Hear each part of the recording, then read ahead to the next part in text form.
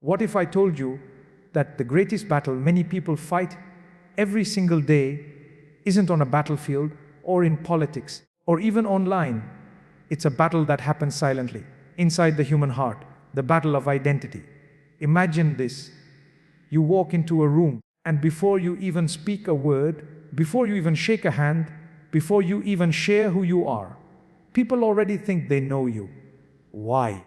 Because of the scarf on your head, because of the beard on your face, because of a name that sounds different. Does that sound familiar? For Muslims living in the West, life can sometimes feel like walking through two worlds. One door opens to your family, where faith, tradition, and values live. Another door opens to society, where pressure, stereotypes, and expectations wait. And here's the challenge.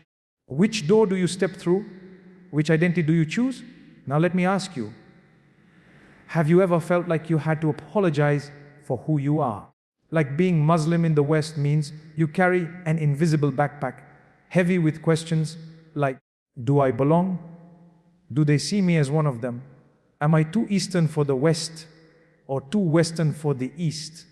This is not just theory, it's real. It's the young girl who removes her hijab before walking into school. It's the young man who changes his name from Muhammad to Mo on his resume, not because they don't love their faith, but because they fear rejection. But here's the twist. The clash of cultures is not just us versus them. It's not only what the world thinks about Muslims, it's what Muslims think about themselves. Will you shrink your identity to fit in, or will you expand it to show the world that being Muslim in the West is not a contradiction, it's a contribution? History is full of those who stood tall in the middle of two worlds.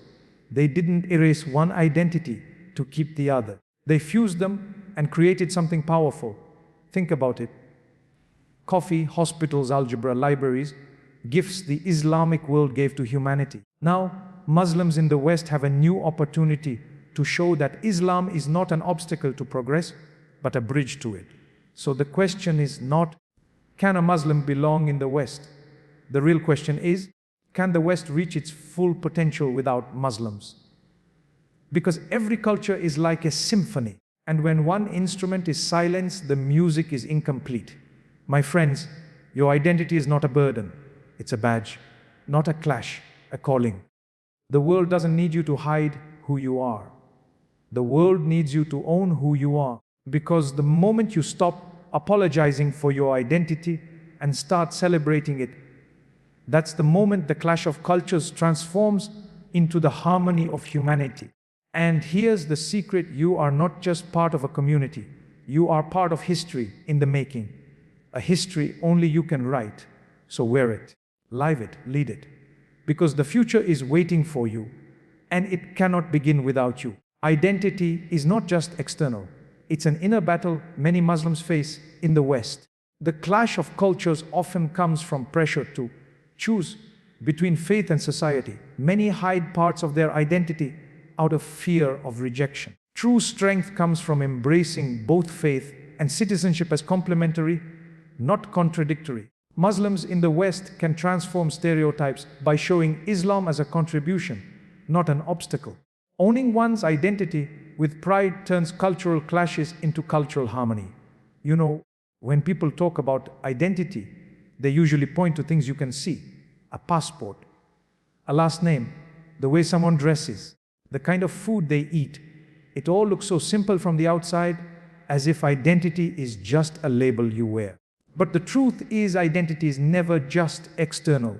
It's something far more delicate, far more invisible, and sometimes far more painful. It's the constant inner battle between how you see yourself and how you feel others see you.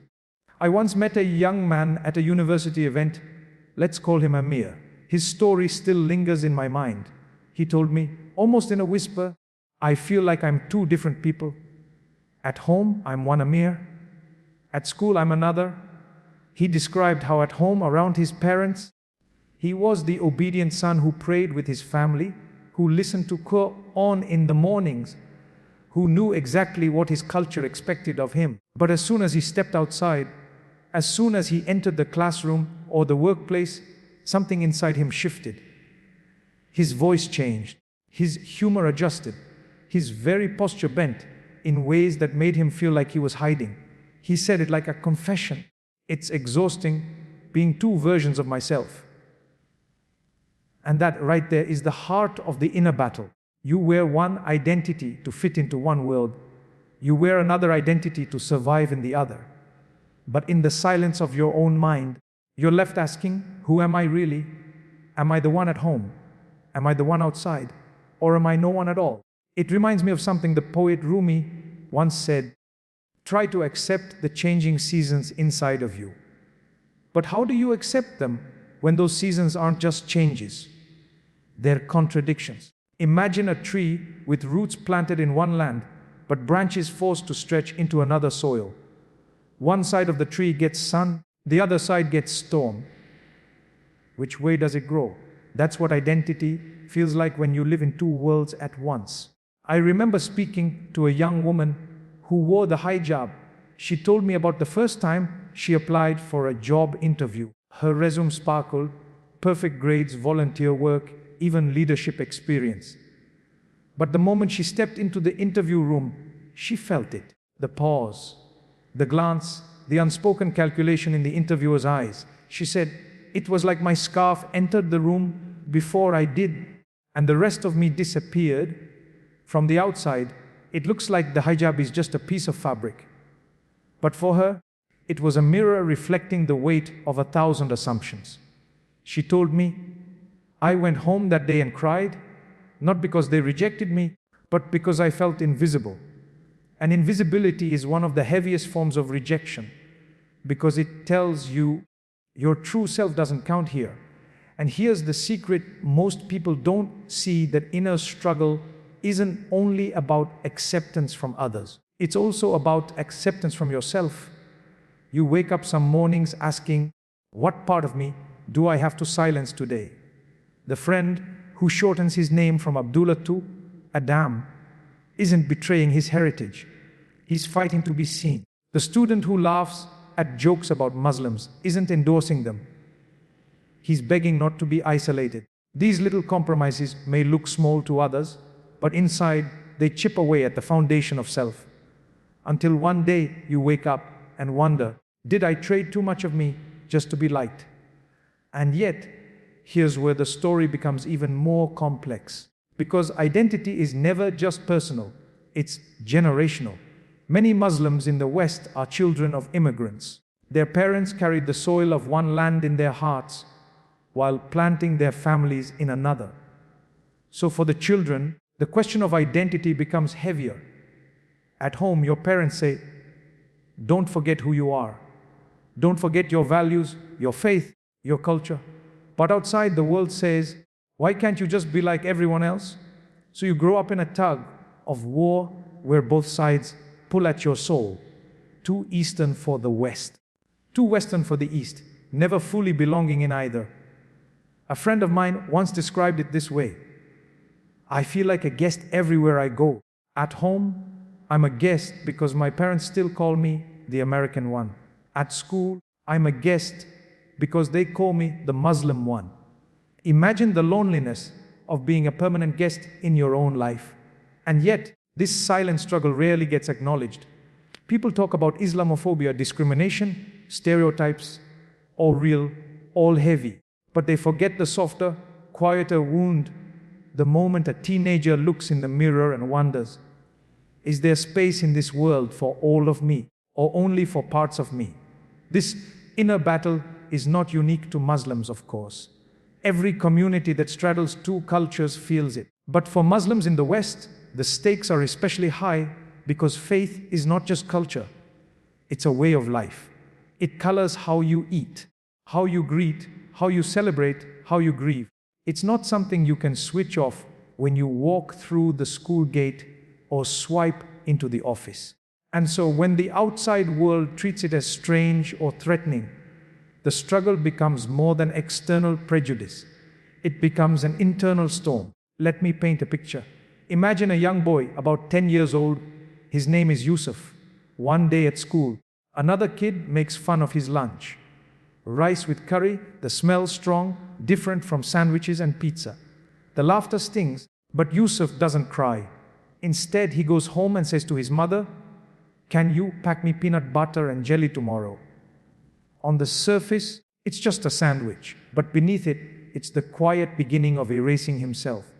Multiply that over years, changing how you speak, how you eat, how you pray, how you even breathe in public, and the inner battle becomes less about fitting in and more about not disappearing.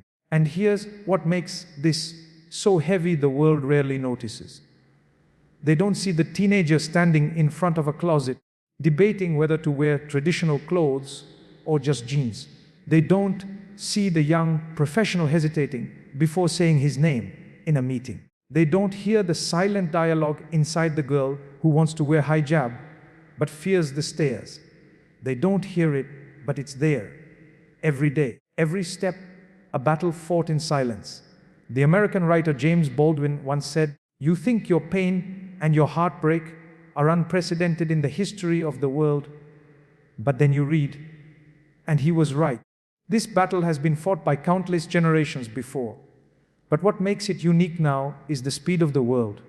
Social media, news cycles, viral videos, all of them magnify identity into a spotlight. Suddenly, the personal is political, the private is public, and the simple act of being yourself becomes a statement. That is why identity is not just external. It's not the clothes, not the names, not the accents. It's the storm beneath the surface, the quiet negotiation of the self, the constant question, am I enough as I am? And every time someone chooses to hide, to shrink, to apologize for existing, the battle deepens. But every time someone chooses to show up as themselves, authentically, unapologetically, the balance shifts. There's a question many young Muslims in the West never say out loud, but it lingers inside them like an echo they can't escape. Which world do I belong to? The question doesn't come once. It comes every time they step through a different doorway. At home, they walk into a world of tradition, of rituals passed down through generations, of parents who remind them of who they are and where they came from. But outside, the moment they step into school, college, or the workplace, another world greets them, a world that says, you can belong here, but only if you leave part of yourself at the door. And that's where the pressure begins, the pressure to choose. I once heard a girl in high school explain it in the simplest, most heartbreaking way. She said, "When I walk out of my house, I feel like I put on a mask, not because I want to, but because I have to." For her, the mask was invisible, but it was heavy. It meant laughing at jokes that made her uncomfortable. It meant skipping prayers because she didn't want to explain why she needed a quiet space for 10 minutes. It meant saying no to sleepovers, then inventing excuses because the real reason that her family didn't allow them would feel too strange to say out loud. And the truth is, she wasn't rejecting her faith. She was just desperately trying to survive two worlds that pulled her in opposite directions. That's what the clash of cultures feels like. It's not always loud or violent.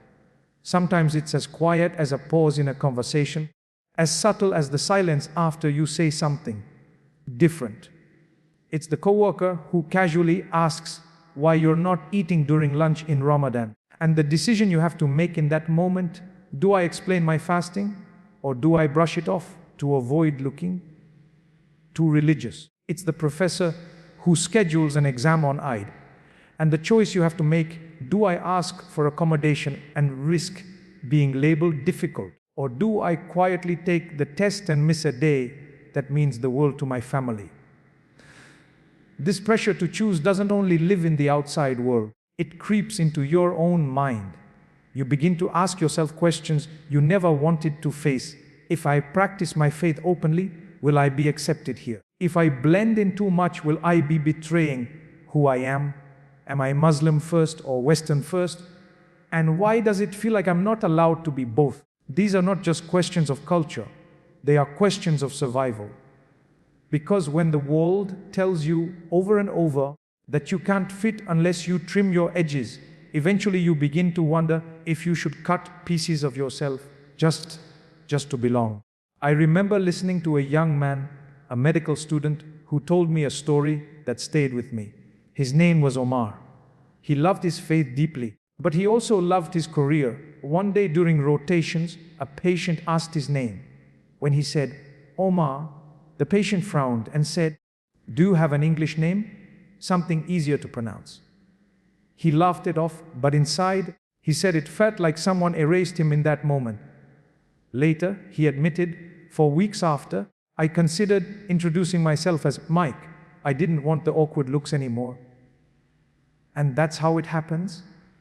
Not with grand decisions, but with small concessions that pile up over time. Until the question isn't just about a name, but about an entire identity. Some of the most painful examples come from those who feel they have to split themselves into two completely separate lives. At home, they're one person. Outside, there's someone else. And the two rarely meet. I met a college student once who said, "I feel like I live a double life. My family doesn't know half of what I do outside, and my friends outside don't know half of what I believe inside." She wasn't proud of it, but she felt trapped. If she leaned too much toward her family's world, she feared rejection from her peers. If she leaned too much toward her peers' world, she feared shame from her family. And in the middle, she felt like she was losing herself entirely. The clash of cultures is not always about dramatic rejection. Sometimes it's about quiet erosion. It's about a girl who stops praying, not because she doesn't believe, but because she doesn't want her classmates to stare. It's about a boy who laughs at stereotypes about Muslims, not because he finds them funny, but because he wants to avoid the label of uptight. It's about the silence in the workplace when conversations about politics arise, because speaking up would make you the Muslim voice, and staying silent would make you invisible. Either way, the pressure whispers the same message: choose. Pick one world. You can't have both. And here's where it gets even more complicated. For many Muslims in the West, it's not just about blending in. It's about carrying the weight of representation. Every action feels magnified. If you make a mistake, it feels like you've let down not just yourself, but your whole community. If you excel, people say, "Wow, you're so different from the others." Either way, you're never just you.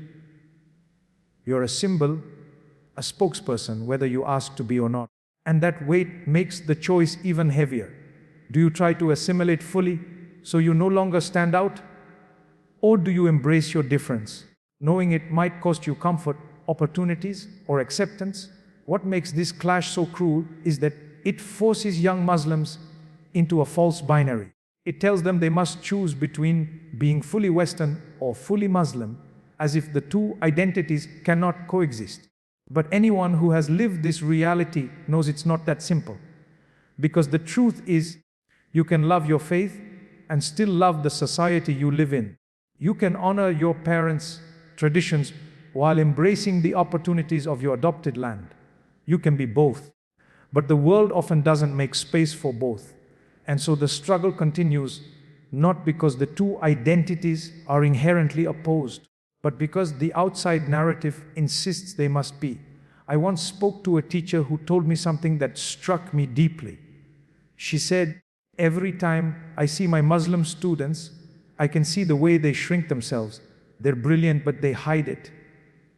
They're kind, but they silence themselves. It's like they've been taught that being fully themselves is dangerous." And isn't that the cruelest part of all? That the pressure to choose robs people of the fullness of who they could be. It convinces them that they must sacrifice pieces of themselves just to be tolerated, when in truth the world needs all of them. Their faith, their creativity, their voices, their courage. So the clash of cultures isn't just about Islam and the West. It's about the human cost of forcing people into false choices. It's about the young boy who changes his name, the young girl who hides her scarf, the student who skips Eid for an exam, the professional who swallows his voice in meetings.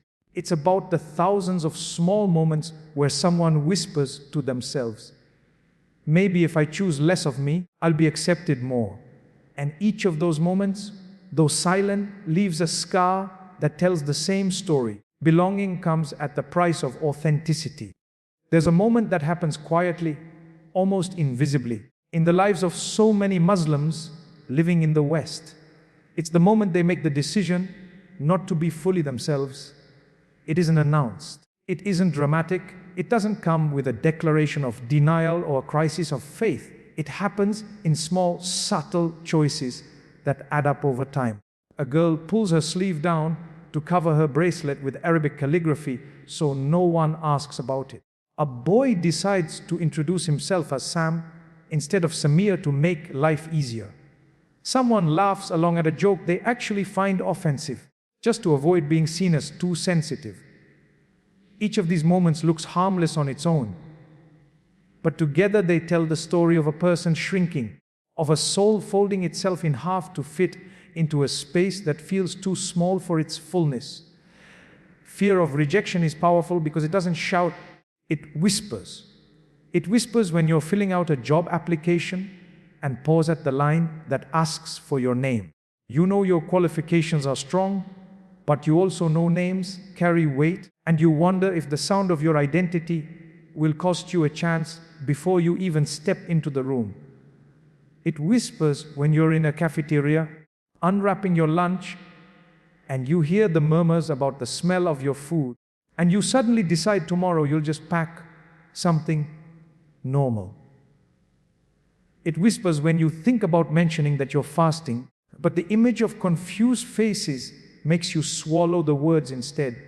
I once met a young woman at a conference who shared something I will never forget. She said, every morning before school, I'd look in the mirror and debate whether I should keep my hijab on. I wanted to wear it, but I was tired of the stares, the whispers, the questions. Some days I wore it, some days I didn't. It wasn't about faith. It was about fear. She paused, then added, I felt like I was betraying myself either way. If I took it off, I betrayed my faith. If I kept it on, I betrayed my need to feel safe. That's the cruelest part about hiding identity. Not that it erases you completely, but that it forces you to live in constant tension between authenticity and acceptance. This fear doesn't only affect individuals, it shapes entire communities. Parents raise their children with stories of pride, of heritage, of faith, but those same children step into schools where being different feels dangerous. And slowly, the pride begins to wrestle with the pressure. A child learns not to correct the teacher when their name is mispronounced. A teenager learns not to invite friends over during Ramadan because explaining why dinner is at sunset feels embarrassing. A college student learns to avoid bringing up their beliefs in class discussions because they don't want to be typecast as the opinion. And so, without ever consciously deciding to hide, they begin to. Because fear teaches them that visibility carries risk. There's a boy I knew in college who always carried a prayer mat in his backpack, but he never used it publicly. When I asked him why, he said, I just don't want to be that guy. The one everyone looks at, the one people roll their eyes at. He told me he prayed only when he went home, even if it meant combining prayers, even if it meant rushing. Not because he didn't believe in the importance of prayer, but because he didn't want to wear the weight of people's stares. His words have stayed with me because they reveal the quiet reality. Sometimes hiding identity is not about shame, it's about survival. The irony is that hiding doesn't actually protect people from rejection. It only delays it. When you shrink yourself to fit in, you don't stop being who you are. You just stop showing it. And eventually, the truth finds its way out. A friend asks why you don't drink at a party, and you hesitate. A colleague notices you stepping aside at sunset, and the questions start. And in those moments, you're reminded that no matter how hard you try to hide, the parts of you that are real will eventually surface. The question is whether you'll meet them with courage or keep folding them back under layers of silence. What's heartbreaking is how young this hiding begins. Imagine a child on the playground. Another kid asks, "Why does your mom wear that thing on her head?" The child, maybe 6 or 7 years old, feels the heat of attention and shrugs, saying, "I don't know." Not because they don't know, but because they don't want to be the one who has to explain, who has to carry the burden of difference. In that tiny shrug lies the seed of a lifelong habit, protecting oneself from rejection by withholding the truth of who you are. And yet, even as people hide, a part of them aches for visibility. They want to be seen. They want to be understood. They want to walk into a room and not feel like they're carrying a secret on their back. But fear convinces them that revealing too much will cost them love, friendship, or opportunity. I remember one woman saying to me, "I feel like I'm always auditioning. Every room I walk into, I edit myself so people will clap instead of boo." Think about the weight of that. Living as though your life is a stage and your identity is a script you must constantly revise so the audience approves. This fear of rejection doesn't only wound individuals, it robs the world of richness. Because when people hide their identities, they also hide their perspectives, their creativity, their contributions. The coworker who doesn't speak up in a meeting because they don't want to reveal their beliefs might be holding the idea that could transform the project. The student who avoids raising their hand in class might be sitting on insight that could change the discussion. When identity is silenced, voices are lost. And when voices are lost, society itself becomes poorer. But the fear is real, and we can't dismiss it. Rejection is painful. The human heart is wired for belonging, and when you risk showing yourself fully, you risk hearing the word, "No, no, you don't belong here.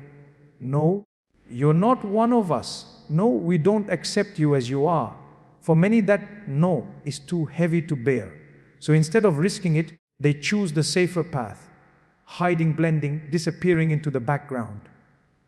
And yet, even in hiding, the longing for acceptance never leaves. It just shifts from external rejection to internal rejection, because every time you silence who you are, you reject yourself. I think of Baldwin's words again. Love takes off masks that we fear we cannot live without and know we cannot live within. The fear of rejection convinces people to wear those masks, but deep down, they know they cannot live freely while wearing them. And so the struggle continues, a silent negotiation between fear and authenticity, between safety and truth. It is a struggle that doesn't always leave scars on the outside, but it carves deep ones on the inside. And perhaps the saddest part is that many who hide begin to believe that their identity itself is the problem, not the prejudice around them. They internalize the rejection. They start to whisper to themselves, "Maybe if I were different, things would be easier." And when a person begins to believe that the truest parts of themselves are flaws to be hidden, the battle is no longer with the world, it is with their own reflection. There is a kind of strength that doesn't come from lifting weights or winning arguments. It comes from standing in the middle of two worlds that people say cannot coexist, and choosing to carry both with pride. For Muslims in the West, that strength begins with the realization faith and citizenship are not enemies. They are not contradictions. They are two sides of the same coin, each one giving meaning to the other. But it takes courage to see it that way, because the world often whispers otherwise. I once met a young man who had just become a lawyer.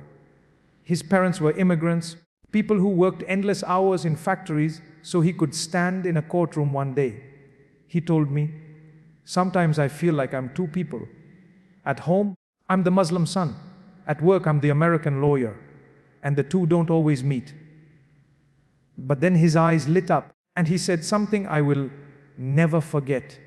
"The day I realized I didn't have to choose between them was the day I stopped feeling weak. My faith gives me values. My citizenship gives me rights. Together, they make me unstoppable." That's the moment of transformation. Not when you silence one part of yourself to keep the other alive, but when you realize both are stronger when held together. Think about the values at the heart of Islam: justice, compassion, honesty, service to others. Now think about the values at the heart of Western democracies: freedom, equality, the rule of law, the dignity of the individual. Do you see the clash, or do you see the harmony? A Muslim who feeds the hungry is not betraying their citizenship, they are living it. A Muslim who fights for justice is not stepping outside their faith, they are embodying it. The overlap is not just possible, it is powerful. And yet, it takes bravery to embrace this, because the world tries to convince you otherwise. People will say, you can't be truly Western if you're too Muslim. Others will say, you can't be truly Muslim if you're too Western. And in that tug of war, you are expected to pick a side. But strength is in refusing the false choice. Strength is saying, I am both, fully and unapologetically. It's like a tree with roots deep in one soil and branches stretched into another sky. You don't have to cut the roots to grow. You don't have to cut the branches to stay grounded. You can thrive by holding both. A young woman once shared with me her story of running for local office. She wore her hijab on campaign posters. People told her, take it off, you'll have a better chance of winning. But she refused. She said, if I can't stand before my community as I truly am, then what's the point of serving them? She knocked on doors, spoke with neighbors, listened to their concerns, and when she won, she said something profound: I didn't win despite being a Muslim. I won because I was fully myself. That's strength. The courage to show the world that identity is not a liability, but an asset. Strength also comes from remembering history. Muslims were not strangers to the shaping of civilization. They built hospitals when the world was still bleeding without medicine. They developed systems of learning that birthed universities. They laid the groundwork for sciences that the modern world thrives on. To be Muslim in the West is not to be an outsider begging for acceptance. It is to stand on the shoulders of a heritage that has already contributed to humanity, and to continue that legacy in a new context. But strength is not always loud. Sometimes it is as quiet as a young student standing up in class to explain their fasting. Sometimes it is a father asking his workplace for a prayer break without apologizing. Sometimes it is simply a smile that says, I belong here and I don't need to hide to prove it. Every small act of embracing both identities chips away at the false idea that faith and citizenship cannot walk hand in hand. The beauty of embracing both is that it not only frees you, it enriches the society around you. A person who is deeply rooted in their faith brings values that strengthen community. A citizen who participates fully in civic life brings energy that strengthens democracy. Put them together, and you get leaders who are guided by principle and grounded in belonging. Imagine what kind of neighborhoods, schools, workplaces, and governments could emerge if more people carried that dual strength without shame. And here's the secret: true strength is not in blending in, but in standing out with integrity. The world doesn't need more copies. It needs originals. It needs Muslims who bring their whole selves into the public square, who show that their prayers make them more honest workers, that their fasting makes them more compassionate neighbors, that their traditions make them more resilient citizens. That's not a clash, it's a gift. A gift only visible when both sides of identity are embraced, not hidden. So the real question is not whether faith and citizenship can coexist. The real question is whether we will have the courage to live them together, to stop treating them like rivals and start treating them like partners, to realize that the power of being Muslim in the West is not in choosing one over the other, but in carrying both as proof that identity is not a compromise. It is a strength no one else can replicate. Stereotypes are like shadows. They follow you wherever you go, but they never tell the truth about who you are. For Muslims in the West, those shadows often arrive before they do. A name, a scarf, a beard, an accent, and suddenly people think they already know the story. They've read the headlines, they've seen the movies, they've absorbed the fear. And before you even open your mouth, a picture is painted that isn't yours. But here's the secret. The most powerful way to erase a stereotype is not to fight it with anger, but to outshine it with contribution. I remember a teacher telling me about one of her students, a quiet Muslim boy who rarely spoke up in class. Many of his peers assumed he didn't know much, or worse, that he was uninterested. Then one day during a science project, he built a model so advanced the whole classroom stopped in awe. The teacher said, from that day forward, the way his classmates saw him completely changed. It wasn't his silence that defined him anymore. It was his brilliance. That is the power of contribution. It replaces suspicion with respect, ignorance with admiration. But contribution isn't always about grand achievements. Sometimes it's small acts that ripple outward. A neighbor who brings food to an elderly woman down the street during Ramadan. A doctor who goes the extra mile to comfort a patient. A student who helps a struggling classmate without expecting recognition. Each of these moments chips away at the stereotype that Muslims are distant, rigid, or unwelcome. They show instead that Islam is not a wall, it's a bridge. And bridges, once built, are very hard to ignore. The world often asks Muslims in the West to prove themselves, as if belonging is a test they must constantly pass. That demand is unfair, but it also reveals an opportunity.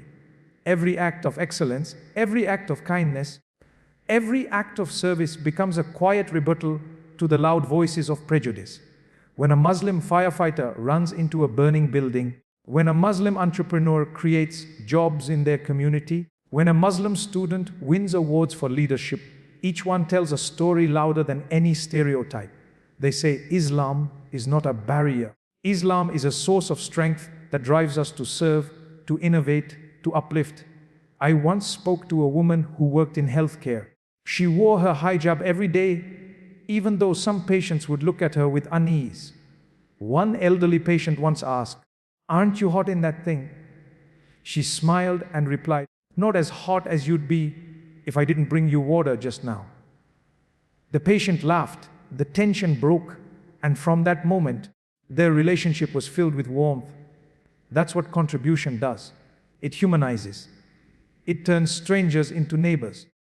It takes something that looked foreign and turns it into something familiar.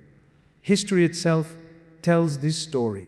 So many of the things the modern world takes for granted, coffee, algebra, surgical instruments, libraries, came from Muslim civilizations. These were not obstacles to progress, they were the very foundation of it. Muslims in the West today are heirs to that legacy, carrying the same potential to give, to innovate, to enrich the societies they live in. The stereotype says Muslims are a burden. The reality is Muslims are often the ones building, healing, and educating. The stereotype says Muslims hold society back. The reality is Muslims push it forward. But to transform stereotypes, Muslims must be visible in their contributions. Too often, great work goes unnoticed because it is hidden behind the fear of standing out. The truth is, when you step into your identity and let your light shine, people can't help but see you differently. Excellence speaks a language that everyone understands. Service touches hearts that prejudice cannot reach. Integrity leaves an imprint that no lie can erase. There was a young woman I knew who started a community garden in her neighborhood. People in the area had never spoken to her family before. They saw them as outsiders. But once the garden began to bloom, once fruits and vegetables were shared across fences, those same neighbors started knocking on her door just to say thank you. She told me, "I didn't argue with them about Islam. I just grew tomatoes." Sometimes the most powerful contribution isn't a debate, it's a gift. And here's the beauty: when Muslims contribute openly and authentically, they don't just change how others see them, they change how they see themselves. They stop seeing their faith as something they have to defend and start seeing it as the source of what makes them valuable. A stereotype reduces a person to a caricature. Contribution restores them to their full humanity. So the question is not whether stereotypes exist. They do, and they are heavy. The question is whether they will be allowed to define the narrative. Every act of contribution, no matter how small, is a way of saying no. No, I am not who you think I am. No, I am not your headlines. No, I am not the shadow. I am the light, and I will let my actions prove it. And in that light, the stereotype fades, because people can no longer cling to the myth when the reality is standing right in front of them. There is something magnetic about a person who owns who they are without apology. You feel it when they walk into a room. The quiet confidence, the ease in their voice, the way they don't shrink to fit the expectations of others. For Muslims in the West, this kind of presence is not just admirable, it is transformative. Because when you carry your identity with pride, you don't just change how people see you, you change how cultures see each other. The clash becomes less of a collision and more of a conversation, less of a battle and more of a bridge. I once met a young man who worked in tech. He told me that when he first entered the corporate world, he kept his faith completely hidden. He never mentioned Ramadan, never asked for prayer breaks, never explained why he wouldn't go to the bar with colleagues after work. He thought silence was the safest path. But he also admitted that silence made him feel invisible, as if he had erased the most meaningful part of himself. One day, he decided to do something different.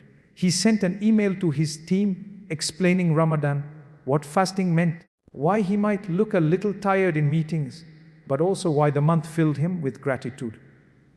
To his surprise, the response was overwhelming. His colleagues asked questions, brought him water at sunset, even joined him for iftar one evening.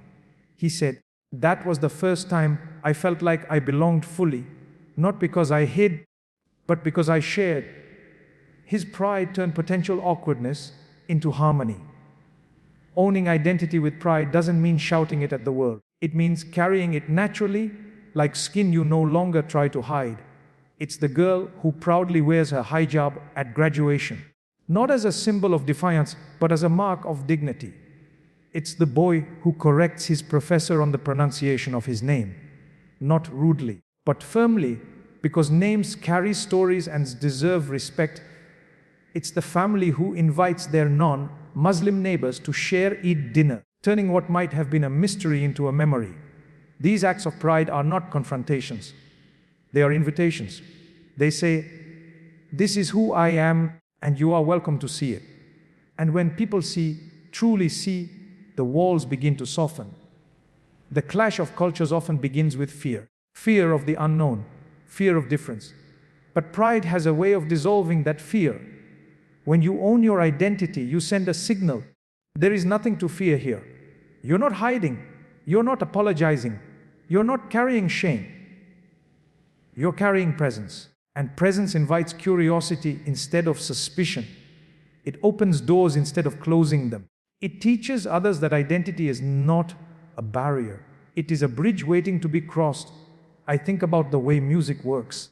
When two instruments play different notes, it can sound like noise, even like a clash. But when each plays its part with confidence, when neither tries to mute itself to sound like the other, something magical happens: harmony. That's what happens when Muslims in the West own their identities. Instead of silencing their faith to blend into the larger melody, they bring their unique notes into the song. And the result is not chaos, it's beauty. I knew a teacher once who began every morning with a simple greeting, "Peace be upon you." At first, some of her students thought it was unusual, but over time, they began to echo it back, smiling as they did. That small act of owning her identity shifted the atmosphere of the classroom. What could have been seen as foreign became familiar. What could have been seen as strange became beloved. This is how pride works. It normalizes difference until difference feels like belonging. And yet, pride is not always easy. It takes courage to own who you are in a world that sometimes tells you to hide. It takes resilience to stand tall when stereotypes try to pull you down. But that courage and resilience have ripple effects. When one person owns their identity with pride, it gives silent permission to others to do the same. It's the spark that lights 100 other candles. A student sees her teacher praying at work and feels braver to ask for her own prayer space. A child sees his father introduce himself proudly with his full name and feels braver to do the same. Pride is contagious. It spreads quietly but powerfully, turning isolated individuals into communities of confidence. And perhaps the greatest gift of pride is what it does inside the person who carries it. When you stop hiding, when you stop apologizing, when you stop bending yourself to fit someone else's comfort, you begin to feel whole. You walk taller. You speak clearer. You love yourself more deeply. And when you love yourself, the world cannot help but feel it too. That love radiates outward, disarming prejudice, softening hostility, building bridges where walls once stood. The truth is, harmony doesn't happen when everyone looks the same, talks the same, or believes the same. Harmony happens when each voice sings its note fully and proudly, and together they create something greater than any one voice could make alone. For Muslims in the West, the path to that harmony is not erasure. It is ownership, owning faith, owning heritage, owning citizenship, owning identity in all its fullness. And when that ownership shines through with pride, what once felt like a clash becomes the sound of cultures learning, at last, to sing together. My friends, we cannot wait. Not another year, not another generation, not another headline telling our story for us. The time to rise is not tomorrow, it is not someday, it is now. Own your name, own your faith, own your voice, own your place in this world, because no one else can take that role for you. Do not shrink to fit in. Do not hide to feel safe. Do not apologize for being exactly who you were created to be. Because when you stand tall, others will find the courage to stand tall with you. When you shine your light, others will find their way out of the dark. When you own your identity with pride, the clash of cultures does not destroy. It transforms, it harmonizes, it heals. So let us leave here tonight with a promise that we will not walk with our heads bowed, that we will not silence our voices, that we will not let fear write our future. We will walk with dignity. We will speak with clarity. We will live with courage. And we will show the world that Islam is not a barrier, not a burden, not a clash, but a blessing. The question is no longer, will the West accept us? The question is, will we accept the responsibility of showing the West who we truly are? The world is waiting. The stage is set. And history has saved a space for you. So step forward, stand proud, shine bright. Because the future does not begin without you. And that is the power of owning who you are.